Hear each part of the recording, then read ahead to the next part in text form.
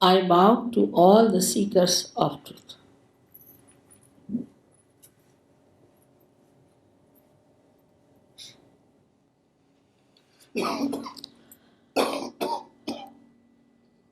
You have to know that truth is what it is. We cannot conceptualize it with our human awareness. We cannot order it. We cannot manipulate it. We cannot organize it. It is what it is, has been, and will be. And what is the truth? Truth is that we are surrounded, or we are penetrated, or we are nourished, looked after, and loved by a very subtle energy,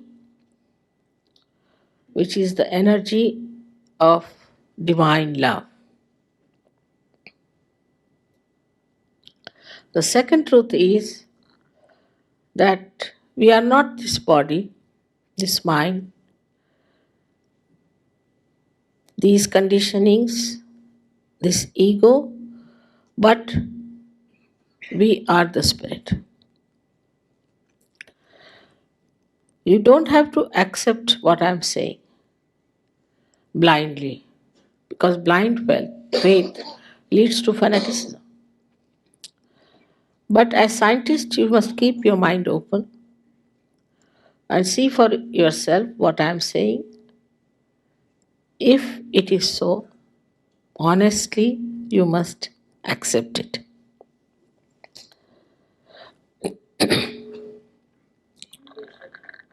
We know so much through science about our civilization, our advancement. This is the advancement of a tree which has grown outside very much. But if we do not know our roots, we will be destroyed. So it is important to know about our roots. And this is what it is that I would say are our roots. As you can see, there are 7 centers within us.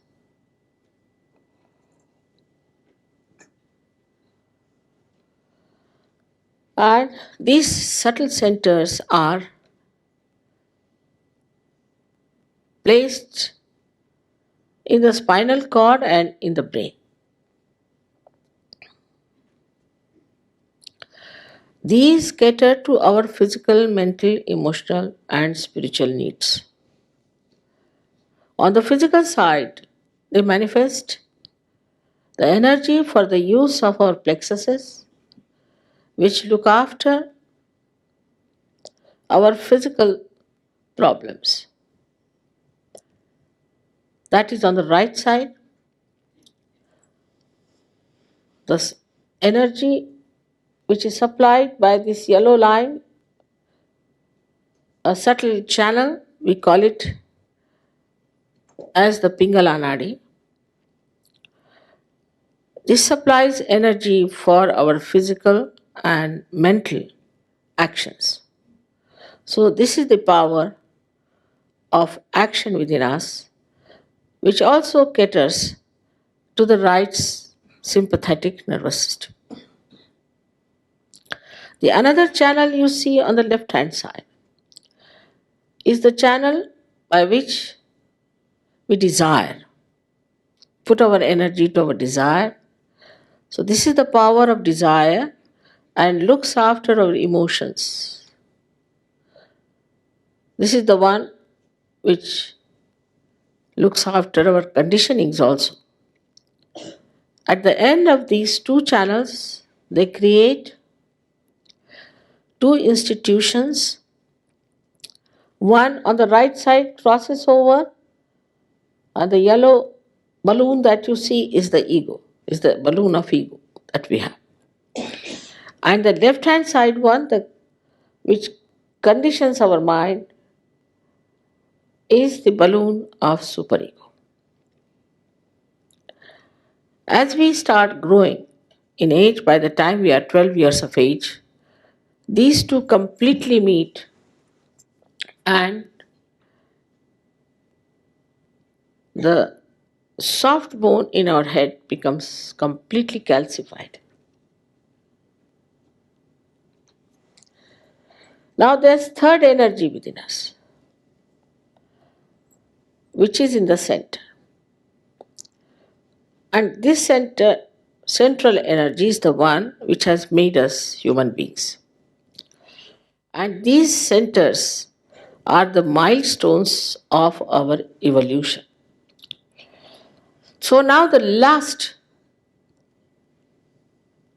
jumping is left out. It has reached up to the limbic area. Now, only thing is it has to break through the soft bone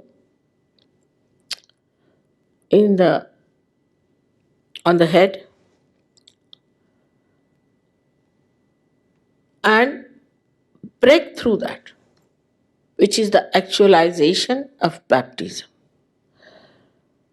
Baptism is not an artificial thing, it is an actualization.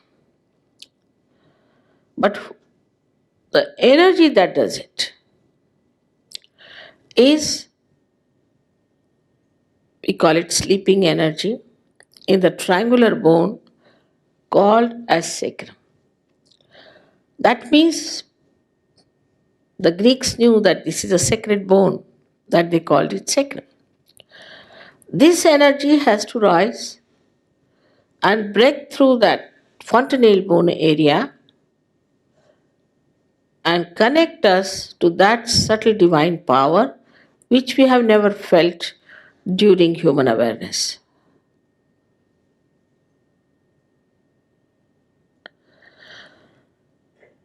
Thus, we get connected to this divine power and we start feeling it on our fingertips. It's described in the Quran that at the time of resurrection, your hands will speak and they will give witness against you. That is, you start feeling your own centers. These are 5, 6, and 7 centers, and they indicate what's wrong with you within yourself. What's the problem?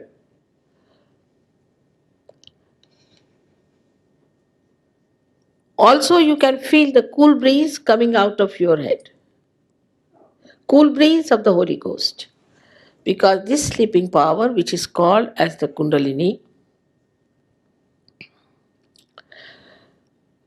Kundala means coils, is the power of pure desire within us. What's she talking? Huh?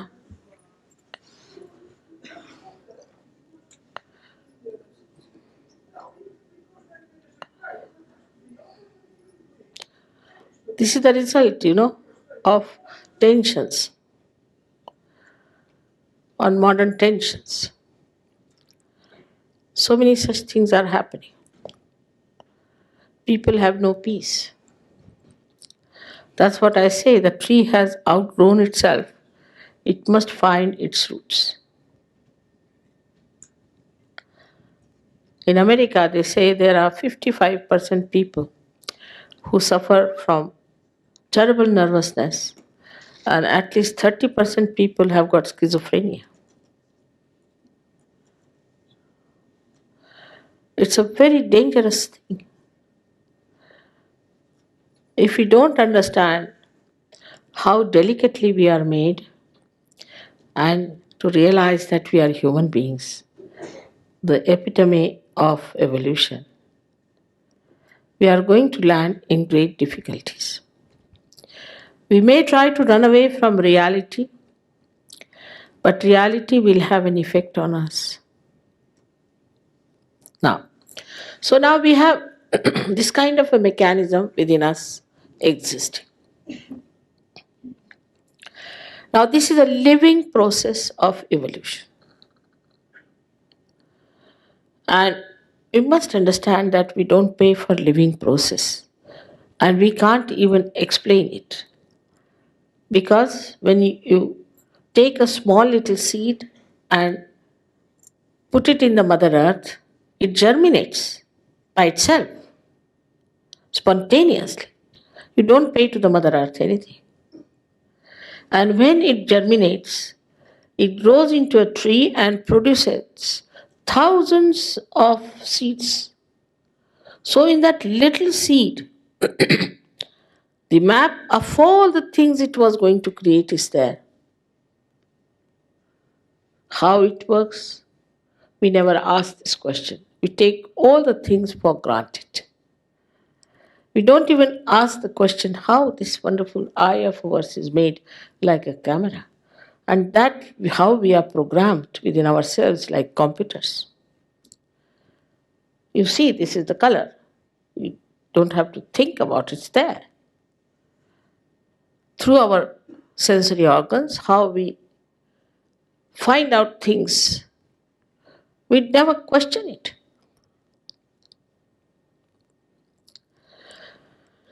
But to answer now all our questions, we have to become the divine computer. And that's why we have to be connected to the mains, I call them, as the people who are self realized, the people who have got their spirit in their attention. When the attention is enlightened through this happening, then you can see the absolute truth. Like supposing you are holding on to a snake and there's darkness, and somebody tells there is darkness. But you have got a snake in your hand. I can see it. You say, no, I think it is a rope. Now, if you put on the light, immediately that person will drop. In the same way, when the attention gets enlightened by the spirit, the first nature, innate nature of the spirit is that it manifests absolute truth. You immediately become so empowered that you give up all those habits which are destructive to your life. Immediately. I've seen people giving up drugs overnight in London, alcoholism, all kinds of things. I was amazed the way it's working. It's your own power within you. It's just there. It's existing. There's no obligation of any kind. It's just one enlightened candle can enlighten another candle. That's how it works. And it has to work. Otherwise, as I told you, we are standing on the brink of destruction.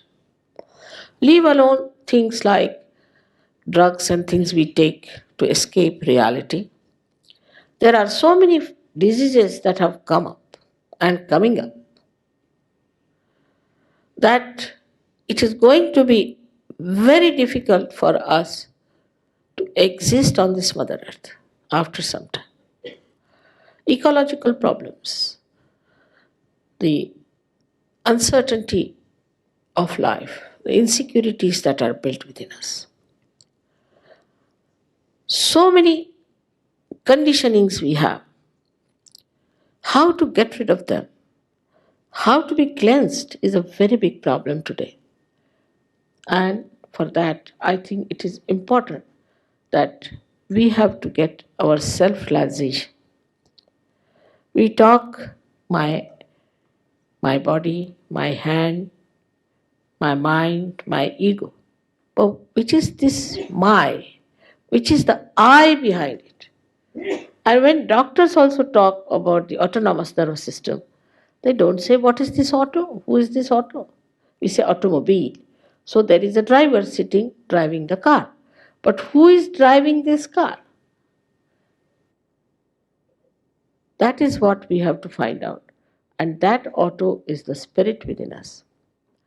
Unless and until the connection with the divine is established, all other efforts are really fruitless. And that's why many people ask me why all the religions are fighting among themselves, why people who believe in God are fighting among themselves, why they are so sinful, why aren't they so good. The reason is they have not found the truth as yet. Just believing in any God or being born in any religion doesn't make you a righteous person at all. Anybody following any religion can commit any sin, there's no bondage. But when this Kundalini rises into that green part, as you see, we call it as a void. It's the area which is like the bridging. Very significant, it is like Moses bridged. In the same way, this is the bridging. And this bridging, when it takes place, you can cross over this ocean of illusion, as we say. But actually, this ocean of illusion is representing our 10 valencies within us. We have 10 valencies, 10 dharmas, 10 our innate nature as human beings. So when Kundalini rises into this area, it enlightens this area, and a person who is a realized soul doesn't do anything wrong. He doesn't cheat, he doesn't bribes, he's not frightened, he's so courageous, he's so compassionate, he's so dynamic, he's so loving. This is only possible when you are innately religious. Unless and until that happens, the religion outside, the man made religion, cannot give you what it is promising you. And that's why people are surprised that there is a big difference between the practice and precepts of religion. Every religion has said that you seek yourself. So there was nothing wrong with all the prophets, incarnations, all the saints. They all said the same thing. But we have missed the point. Everything has become either money oriented or is an uh, intellectual probing. It is through intellectual probing you reach a point where you realize that you have not reached the reality. So what should we do?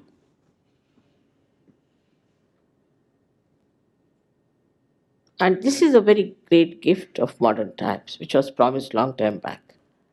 It's described already in our Puranas that at the time, these modern times called as Kali Yuga, the Parama Chaitanya or this all pervading power will become active. Means there is Kruta Yuga, it will become active. And through it, thousands of people will get their realization. Even in the Bible, they have said that it's quite a limited number. John has written in his revelation. It's quite a limited number, but we have already crossed that. And so many people have to become realized souls. It's very important today, and it's so easy. Sahaja. Saha is with, Ja is born.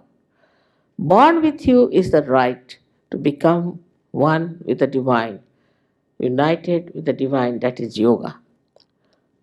Yoga is nothing but to be united with that divine power.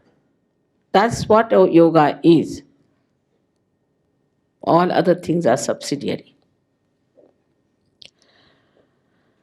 This union brings forth new dimensions on our central nervous system. As an evolution, we always develop a new dimension. By this, you develop a new awareness of collective consciousness, by which you can feel other people. They are centers. Sitting down here, you can feel the center of somebody who is dead. Even you can feel his centers and find out what he was. Was he a realized soul or not? You can find out about anybody, whether he was a realized soul or not sitting down here. You have to just think about it, put your hands. If you are a realized soul, you can feel on your fingertips what is the problem. And somehow, if you know how to correct those problems, you get rid of your own diseases and the diseases of others, your own problems and the problems of others. First, you enter into a state of mind which we call as thoughtless awareness. When you cross this center of agya, that is placed in the optic chiasma, you become thoughtlessly aware. You are aware, but there is no thought. It's what a blessing it is. See, I see a carpet here. It's beautiful. And when I look at it, if I start thinking, oh, what a good carpet, if it is mine, it's a very big headache because I'll be thinking, I hope it goes home, is already insured, is not lost, is not spoiled, all kinds of worries about this carpet. Thank God it's not mine, so I look at it. Still, I start thinking how much I should pay to get it, from where can I get it. All these thoughts coming. But if I look at it without any thoughts, then the joy of its creation, to whosoever it may belong, so called, starts pouring on me like beautiful flow of joy. Whatever the artist has put into it, all his joy starts pouring. That peace and that joyous feeling within me when I don't think about it. Thinking makes a person mad, creates lots of problems. Too much thinking is wasteful also. As I'll tell you about the second center we have here tomorrow, about the second center, that by thinking how many diseases you get. The other day I was uh, in a radio station and the gentleman was asking me, how can I get rid of my diabetes? You say that by thinking it happens. I said yes. Because in India, if they have to take tea in a village, the sugar is put so much that the spoon must stand at right angle. And nobody gets diabetes. But people who are sedentary, planning too much, I mean, mostly say bureaucrats, diplomats, politicians, they are very vulnerable. What is the reason for that? Which I'll explain to you tomorrow. How we get all these diseases because we think too much and we cannot stop thinking.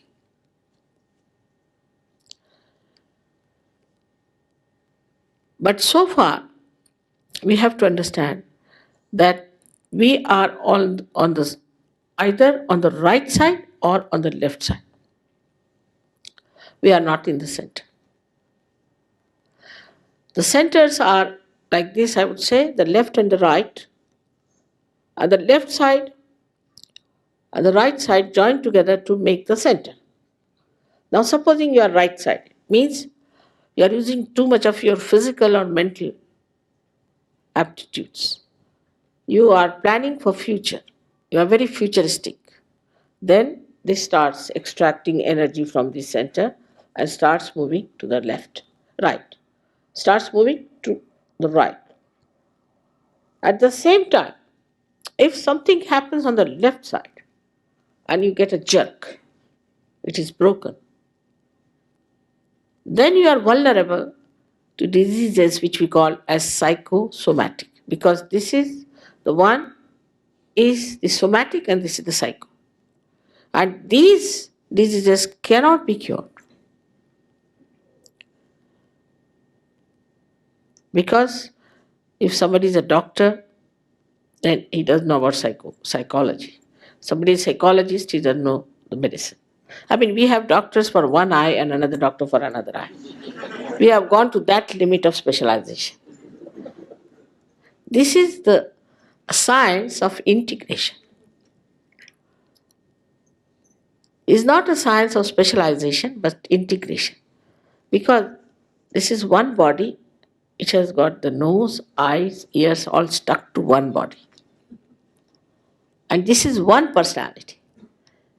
And we have to deal with this personality as a whole.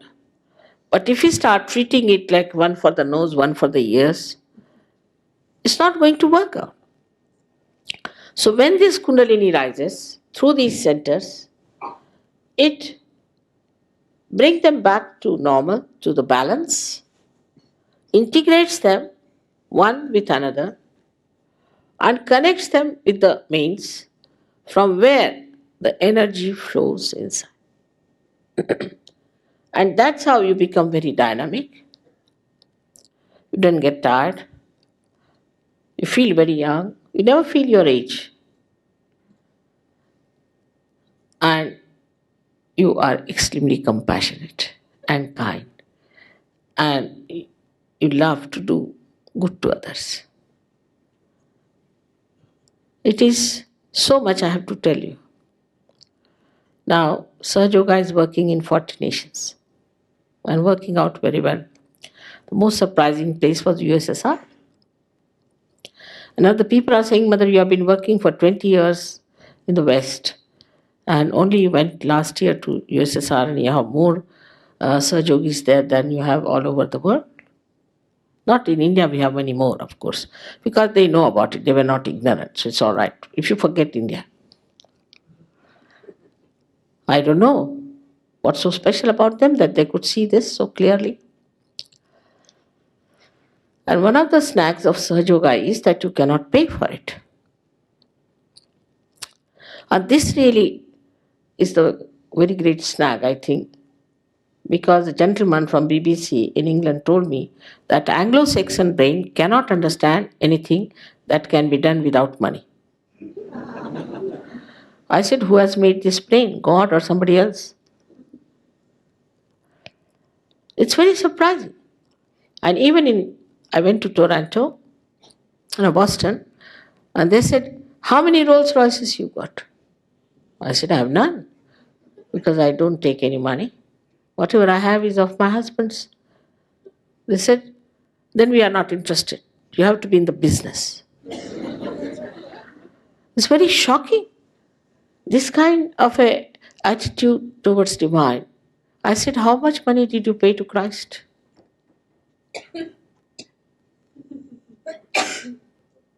Today also there was a question from a radio.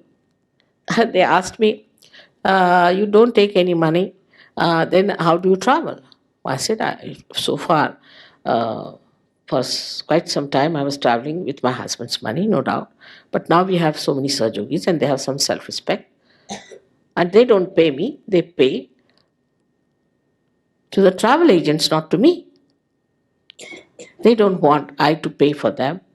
Then tomorrow we will say, all right, you pay for our food also.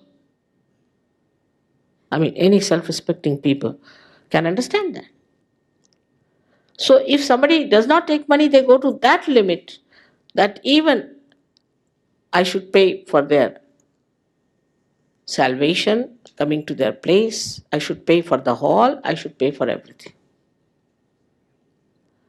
This kind of a brain, or it's not all of you are not Anglo-Saxon, I hope so.